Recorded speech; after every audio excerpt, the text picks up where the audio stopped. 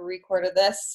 And you guys, I'm excited. So we're going to do these team calls like at least once a month, but maybe more. I don't know. Like in my head, I just have like so many topics that I'm like, we need this. We need this. So I'm like, I can't get that to him fast enough. But, you know, the more I think that this pandemic, one good thing I think that has come for me is just I feel like I've been so much more reflective. Like we've had the opportunity to maybe stop and think about things more, right? Like maybe all these things were going, or, you know, things that we were thinking about before, but now just kind of having this more time at home, or maybe that I'm not driving kids around for 4 hours a day, that kind of stuff. Like I just feel like so reflective in like the how to get to some places, and just see how much more mindset is just like so important to everything, right? It just keeps coming back in play, and it's just like it's all about your thoughts. It's all about changing, you know, that flipping that script, how you see things. And you know, I think self-sabotage isn't any different, and it's like I feel like it'll be so interesting to evolve in coaching you guys, you know, as I continue to learn. And also just, you know, how much I just want to tell people, like, it's so important to work on your personal growth, right? It's just so important to be having those positive thoughts, to be a student, to keep learning about things like this. So, you know, that's kind of what brought this to the table, is like, and it's funny because once you start like thinking or exploring or learning about something, it's like you see it everywhere, right? You know, you hear it from everywhere. And so it was like, all of a sudden I was like trying to really dive into this like 3 or 4 weeks ago for myself, you know, really working more on my purpose and my why, not just around my weight loss, but just in life, like what I should be doing right now. And you know, just thinking about how hard some of these transitions to being home have been, and how, you know, it's really just changed my routines and things, and just having to like really adjust to that. Like I was just like, this is a topic that I really dove in and just tried to be a student and learn and learn and learn and learn. And I just think more and more, it's like we all face these things. Like this is normal, right? To kind of like need to know, you know, how to help ourselves when, you know, or why we keep ourselves from being successful, or as successful as we envision and want to be, but kind of learning that why behind it, I think is really, really important. So if anything, first and foremost, like you guys dive into learning, right? I love Rachel Hollis. Like she always says, everything that you want to learn or know how to do is on the internet for free. She's like, use YouTube, like use those things, use our tools to do it. But a lot of us just like sit stuck because, you know, we just don't go out and like seek that information. So you guys, like, if anything that I want you to learn as part of this tribe, it's really like, you have to be a student. You have to take that ownership for where you want to go in your life, for where you're struggling and how to overcome those things, right? Because it's really not about all of the things that you need to know right now. It's just about learning along the way. And as we do that, we're more motivated, we're more excited to keep doing that. So just keep that in your head. Like, I think the first time I heard her say that, and she was at, she spoke at our summit last year. And I just remember her saying, like, everything you want to know how to do is on the internet for free. Like if we're staying stuck, it's like our fault. We have to own that, you know? So I'm like, okay, all these things are, I'm less like, I want to do this and grow, but I don't know how. I'm like, I have to do it, but it is hard to go seek that information sometimes. So, so we're going to dive into being students tonight. So I hope you really did bring a pen and pencil, because, you know, we're going to start exploring. We're not going to like, you're definitely going to want to expand on this as we get done with this, but this will really give you, I just think, some excitement to help help with your story and your past and where you're going. So did everyone have a chance to listen to the Monday morning rally? Did everyone listen to that? Yes. Okay, if you didn't yet, like, go into the group and get that. So that was posted. We reposted it to the group on Monday. So go in and listen to that, because we talked about how to really get your brain aligned with where you want to go, right? And we're going to talk a little bit about your subconscious today. and, you know, what that is doing and not doing for us.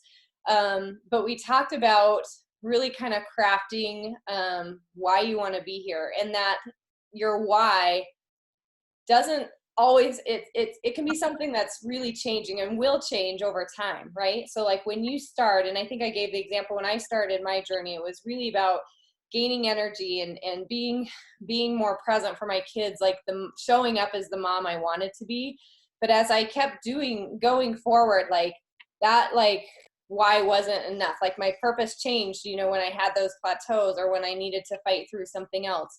And a lot of times when we think about fitness and health and being healthy, like we put ourselves in this mindset of, you know, it's these deep dark roads that we have to like explore and go down and give up all of these things. And, you know, like it's like if you think on it, we're like, oh, that doesn't sound fun. Like if somebody was describing me that, like that doesn't sound fun, I don't want to go there.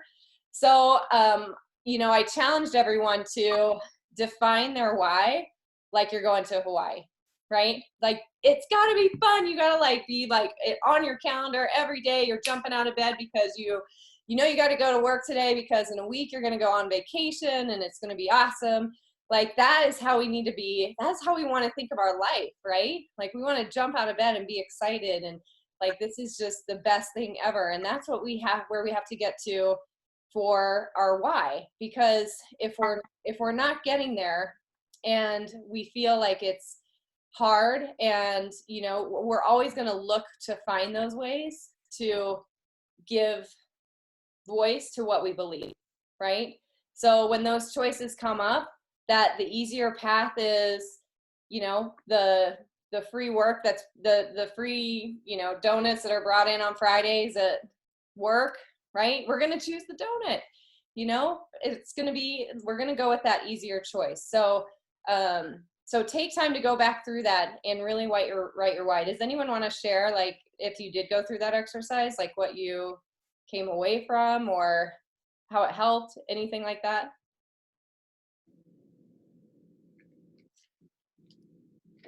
You still got to take the work, right?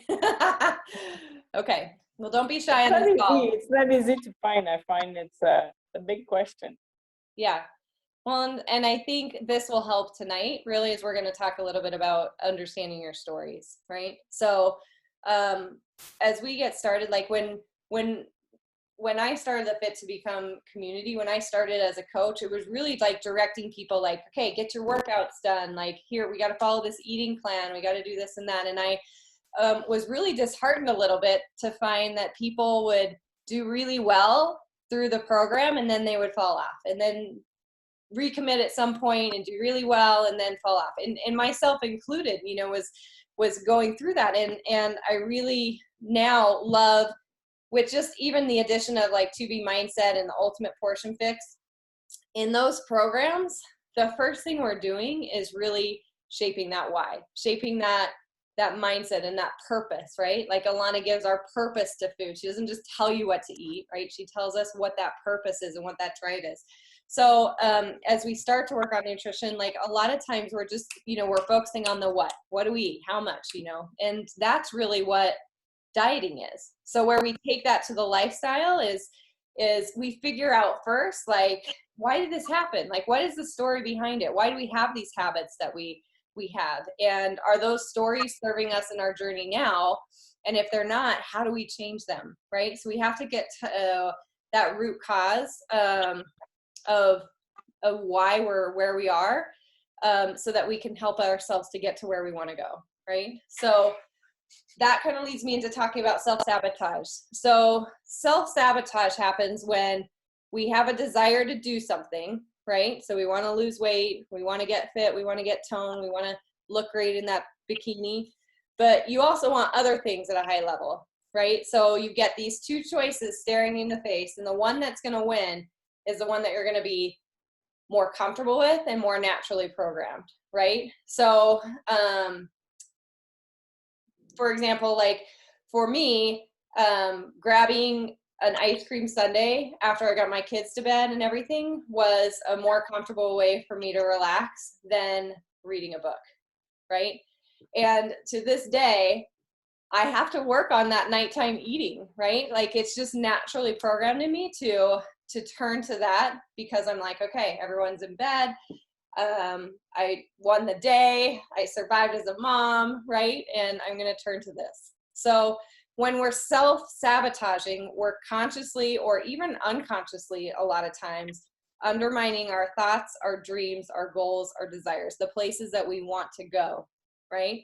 So how do we fix it, right? How do we fix and do better at those things that we want? And we have these goals, but it seems like so hard, right?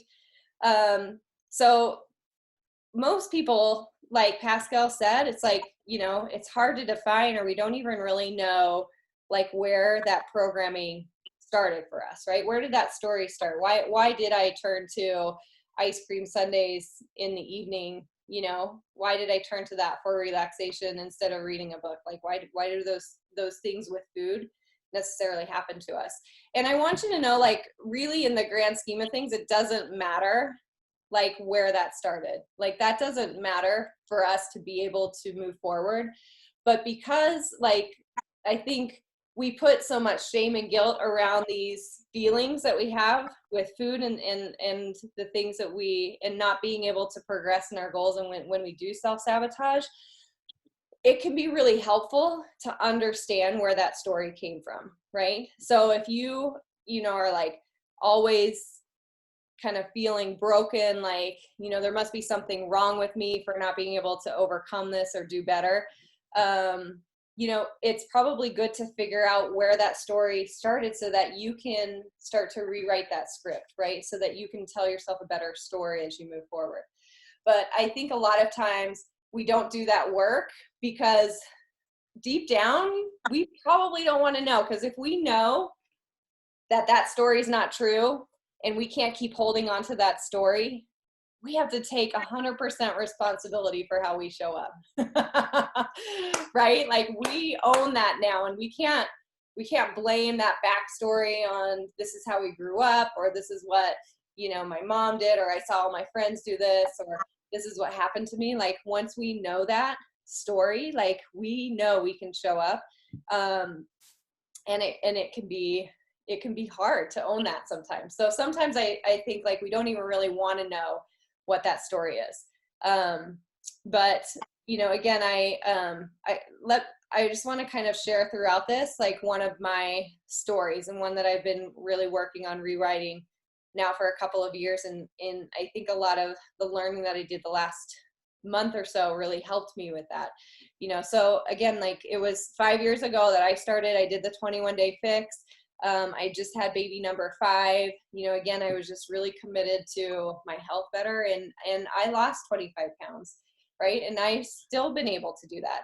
But like the nighttime eating seems like it's always like a daily choice that I have to make to choose that different reward, right? So when I look at that, it really isn't about relaxation. It's really about me holding on to these food rules, right? Of good and bad foods. Like when I dug deeper beyond that, I'm like, this isn't really about relaxation. Because I know like reading and doing those things for myself, just spending time for myself really does help me to feel relaxed. So I'm like, so what is it really? So, and, I started to like think back, and gosh, I don't think I've ever shared this ever. But, like I just watched. So I grew up in a big family. So we had 6 kids, right? So it was almost like with food, like when we had like treats and stuff, like if you didn't go get it right then, like you didn't get it, right? Did anyone have that kind of household? So like we learned like quickly, like you have to have that stuff now, right? Like there was no like delaying that.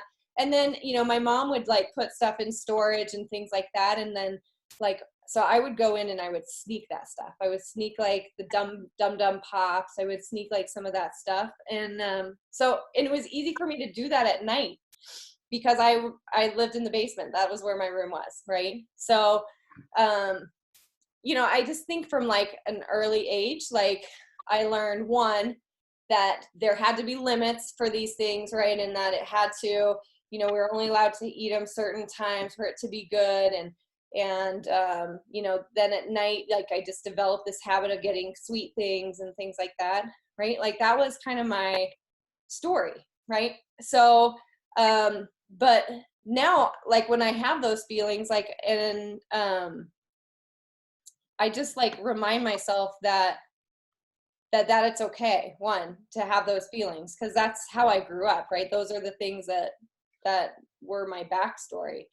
But then I also try to now remind myself that that I don't have to do that anymore, right? I don't have to use those mechanisms to help me to have that gratification right then. And you guys, sometimes it's really hard. Like I brush my teeth after dinner, right? I have kind of these ritual things that really help me to like remember that I'm done and that I'm satisfied and that I ate and I feel good. But sometimes like it just is really hard. So if I can make it through like that first 5 minutes of that craving and, just do something more productive, I'm usually fine. But sometimes like I don't have other things to do. And so I just have to go to bed. I just have to go to bed. And I have to remember like that brings pleasure too. When I say no to those things, or when I say this isn't serving me right now, like that brings pleasure to me too, right? I feel relief that I was in control. I feel pleasure when I wake up in the morning, because if I eat sweets late at night, I always wake up groggy and with a headache, right? So I feel good when I can get out of bed and I have a lot of energy and I can hit my workout hard, all of those things. So I know that I'll probably have that all of my life, just that urge to eat at night. But I also know that I'm getting stronger and it's getting easier, to make the right decisions because of how I'm focusing on it. Not anymore that food is bad, or this was a bad food and I shouldn't have it, or I should feel ashamed, so I'm going to eat it at night so I can hide it so nobody will see, right? Like all of these things. Instead, it's I love waking up and feeling clear-headed. I love waking up and feeling full of energy, and that those things help me. So there's really, from what I kind of, a few different mentors that I kind of looked at when I was learning about self-sabotage, there's a couple places where we typically get that start of the story, right? So I'm going to tell you about those two things, and then I'm going to give you a 4-step process to really help yourself to overcome that self-sabotage. So the first place is probably similar to me. Like a lot of times people, the majority of our food stories start when we're kids, right, in our childhood. So a couple of questions that I kind of wrote down that you can think of is, when you ate dinner or went out to dinner, what are some common things that your parents said, right? I know for us, it was, if we went to a buffet, it was, we should eat as much as possible to get our money's worth, right? And stuff like that. And, my mom didn't, she's like, you need to eat everything on your plate. We don't want to waste food, so like, what are some of those things that you heard from your parents, or as you were growing up, that might have led to some of these thoughts and feelings about food? When, you saw your parents have a bad day, how did they handle it? Was food involved when there was bad days? Can you see how those things maybe happen now in your life as you keep going? And I think what's good about figuring this out, right? Like with me, and kind of sneaking to the pantry and doing that, and still doing that now when I was in my 30s, and now that I'm 41, like when I was 10, like that made sense to do that, right? I didn't, want to get in trouble. I thought my mom would say no, like that made sense to do that. But now when I'm 41, does that make sense to go sneak into my pantry and, take that food out? It doesn't, right? It doesn't make sense. So now that I'm an adult, I can rewrite those stories. I can reconcile those stories and say, that doesn't make sense for what I need and what my goals are right now.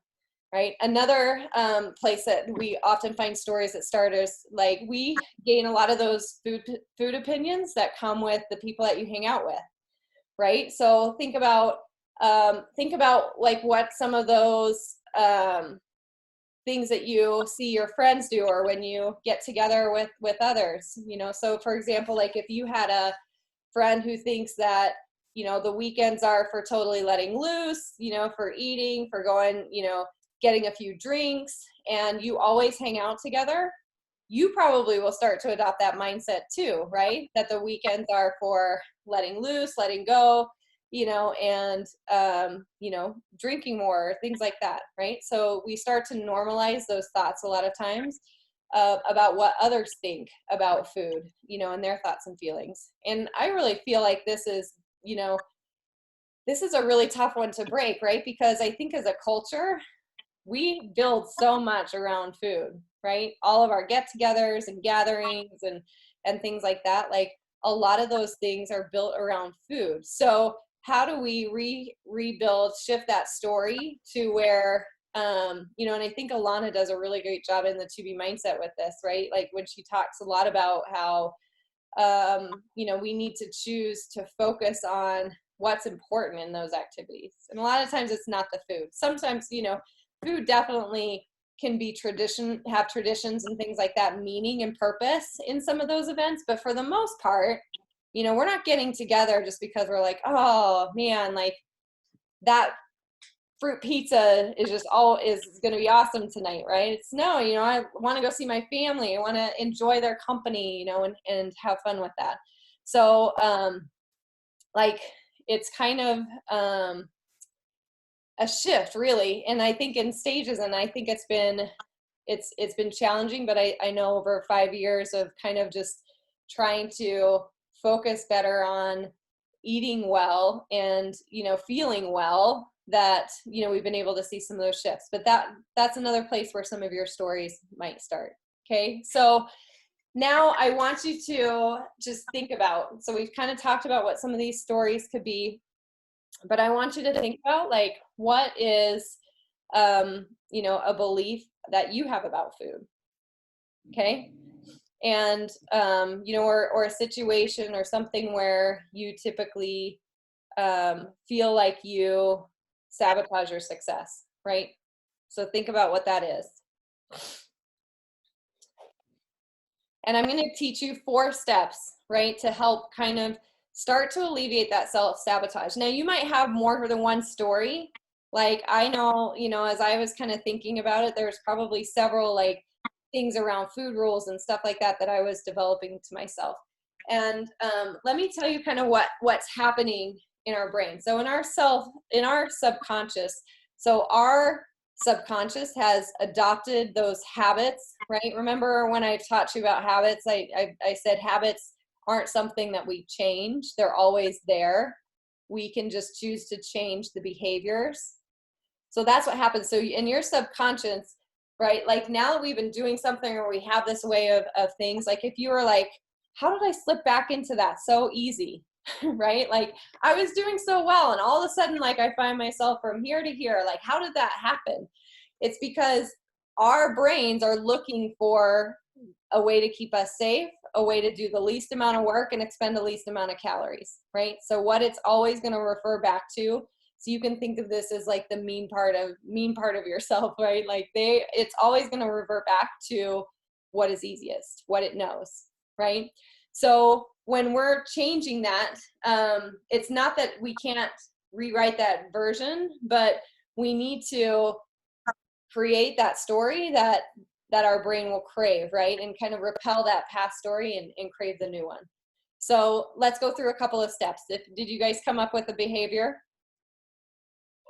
Okay, so that's number 1 is you need to find a belief that is driving your actions, right? So what is your belief around food that leads to sabotage? So just pick one thing. You, like I said, you might have more, so you can do this exercise multiple times, but what's one belief, right? Like, so again, for me, it was nighttime eating, which then, you know, I kind of dive down into hiding food or, you know, trying to eat when no one was watching, so no one would know. Okay, so you have to know like what that belief is. And then step number 2, ask some questions and do some digging around why that belief started. So why did that belief start?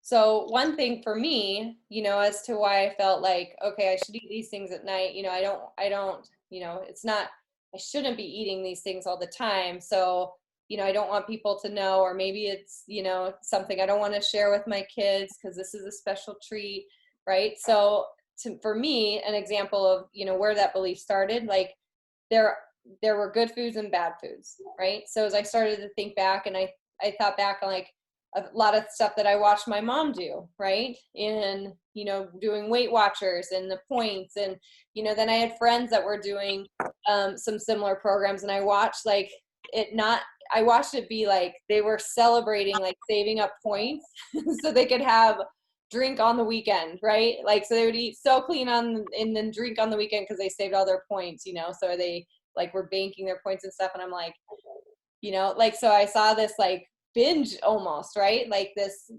episodes of we're going to do really, really well, and then we don't have to. Then we're going to do really, really well, and we don't have to, right? So those help to shape my beliefs around those things, those food rules of having good and bad foods, right? So once you understand like where that belief started, where the core of that was. So just like I did with the candy taken from the pantry, right? Like tell yourself that I can see how I misunderstood this, or I misinterpreted this, and it's not useful anymore. So hanging on to that story has led me to eat off plan, and I don't really want to do that. I don't feel like doing it. It just like happens for me because I think about that, right? So number one, what is the belief? Number two, question like where it started. And then the third step, you can't blame the belief anymore, right? And no one's at fault. So you guys, like, it doesn't matter like what I saw my mom do, right? It doesn't matter how much grandma would bring me cookies when I didn't feel well, and to try to help me to not feel as blue, right? It didn't matter, what happened in the past. Like, they're not at fault.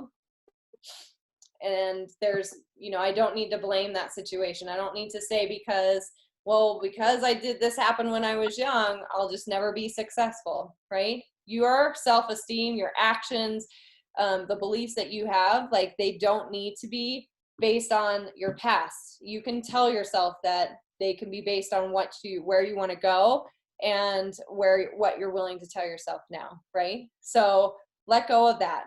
Let go of that shame, that guilt, that, whatever you're holding on to for doing those things, like, just let it go, because that stuff doesn't really matter. That's not really the story.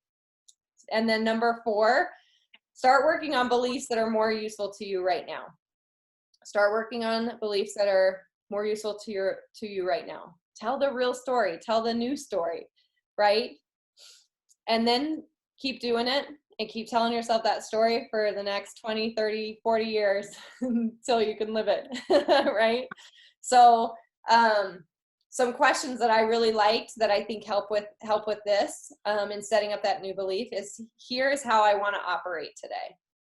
Or I want to operate from a place of whatever that is, right? So an example for me, I try to always, when I feel like, oh, I need to have ice cream, to tell myself I can have ice cream anytime I want. I just choose not to have it often because, again, I love waking up clear-headed. I love waking up full of energy to do my workouts. I love that I don't have to worry about having a headache, right? So, and start speaking to yourself in that positive voice. A lot of times we say, I'm not capable, or, we put kind of that blame on those things, right? But the truth is, when I look at those foods that I want to be eating and the foods that I don't, I really can have them anytime, right? But I'll take better care of myself. I know I'm taking better care of myself when I choose to eat more vegetables, when I choose to drink my water every day, right? So, and that's a very different statement than what I used to just say is, that food makes me feel crappy. Oh, I ate that food and now I feel crummy, now I've got a tummy ache, and it's all of a sudden like I'm blaming the food, for the problem. It's not the food, because I can eat ice cream and still feel good. I just wasn't feeling good because I would eat some ice cream and then I'm like, well, I blew it, so I'm gonna add peanut butter on top and a little bit of chocolate sauce, and right, because I blew it, so I'm just gonna do this. When if I would have just had a little bit of ice cream, I would have been fine, right? But because I gave that voice that this food's bad, this food's making me feel crummy, this is all, I know I'm not capable of this. I gave that voice to that, right? So I want you guys to like really know and understand in this process, like whatever we believe and whatever we want to happen is going to happen, right? If you tell yourself like, this is so hard, this is just something that's overwhelming, this is something I'm not capable of, well, guess what? You'll find the things to feed into that story that make that true, right? All of a sudden you're like, I have no time to meal plan, or, woe is me, I have 5 kids and I can't get to this and this and this, right? Like we'll find those things to validate those thoughts. So we've got to be really careful about how we talk about these stories and to recraft them so that we can be excited about it, right? Like we're going to Hawaii. It's not about just having willpower, right?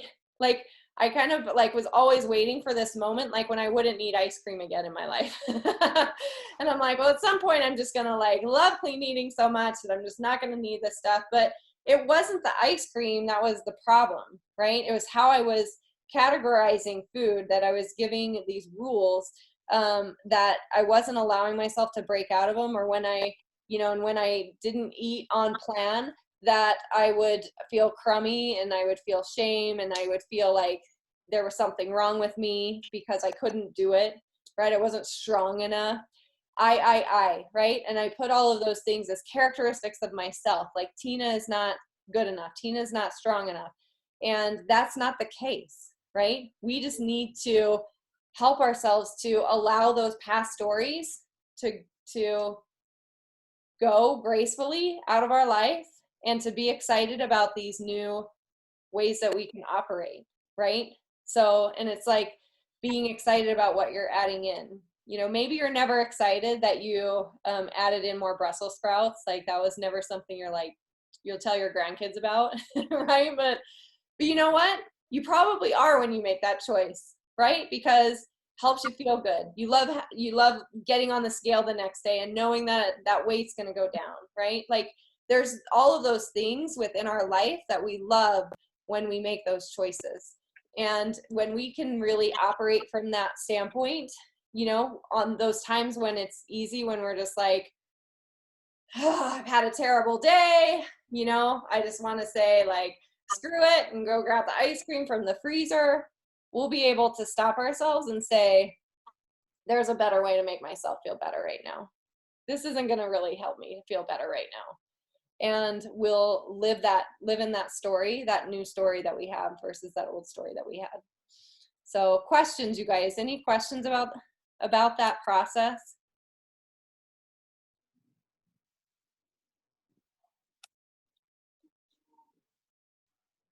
I know for me, I used to be looking, for something magical. And the only thing that's magic in this is that we get to choose what goes into our head, right? And it's a lot of work. It's a lot of work.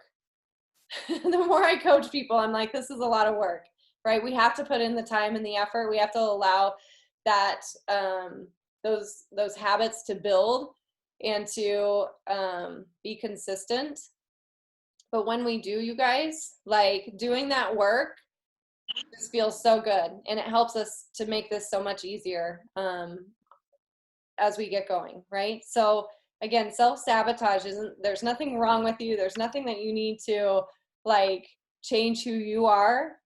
We just need to change those backstories and recognize that those stories, those things that we lived in, those mindsets that we adopted from those people that we love, like they're not serving us right now. And we're grown-up women and we can make those changes and we can adapt those new stories.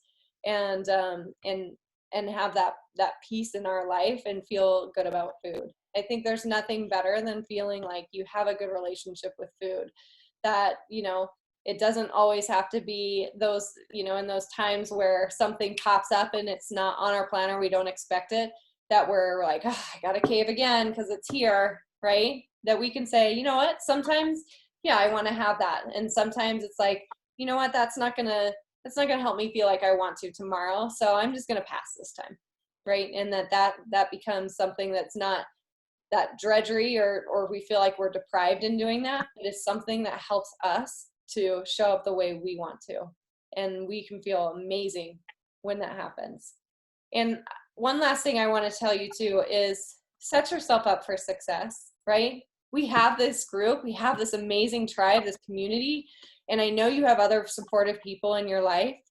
Use them, right? There's some times where I tell Jared, I'm like, you got to go put this away. I just cannot let this go. Go put this somewhere else, right? And I'm like, I just need that help right now.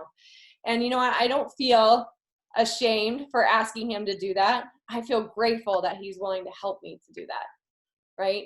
So never feel ashamed for asking for help with this stuff. Like, feel grateful that you get to, that we have a community that's here to serve us. I remember like one time posting, I'm like, I gotta go out of the house. I got chocolate chips on the brain and I gotta like get away, and like just being able to voice that in our community, like just totally helps me every time when I need it. So know that you guys have success and that we're here to help you too.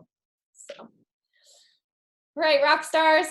We're going to talk about this more, and I'd love for you guys to share as you go through those exercises how it helps you, and share those victories of getting stronger. But I'd love your feedback. So if you want to message me, even if you don't want to talk on the chat, if you want to just message me, I'd love to hear your thoughts if these kind of topics help you, and other things that you want to hear on these calls too. Sound good? Sounds good. All right, lovelies. We'll talk to you soon. Have a great night, guys. Bye. Bye.